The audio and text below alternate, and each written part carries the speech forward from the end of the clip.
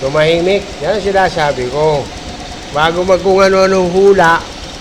Saan ka ba una nagpa-check up nito? Sila tayo. Diyan sa kabila lang. Ang dami. Anong findings? Wala pa naman. Sabi niya tension. Pero ano mo rin. Sabi niya ipaano. Oh, very good. Good, good. Magkano boss? Magkano lang ba may ipapalinis ko pa yung total value? 500. Pwede mo na isabay. Oo, sabay mo na sir. Dumi. Oo nga. Sige. Total body. Oo. Tama na receipt yan. So, i-reset na natin. Sige. Sige Oh, boss. sige. Oh, di ba? Magkano yung tensioner? Nasa 5. Oh, di ba? Naka-minus ka ng tensioner. Yung maingay lang kasi niyan, nasa tatlo yan. Ang ano kasi sir, ang pag-ingay ng motor, hindi naman ibig sabihin agad tensioner.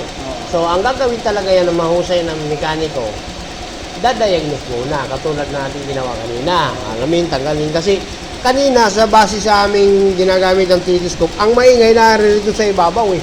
Eh, malay po natin, kailangan lang i-tune up. Kaya yun ang sinabi ko, tune up muna, check up muna. Oh, tapos sa kapaanda rin. Pag ganun pa rin maingay, proceed na sa tensioner. Iba rin kasi yung tunog na ito. Sobrang pag maingay ito, sobrang lakas. Yun nga, abang tumatagal eh. Kasi galing ako sa curve eh. Kaya pag So, ganun na lang sir. boss, Oh, maganda. Sir, salamat. Okay.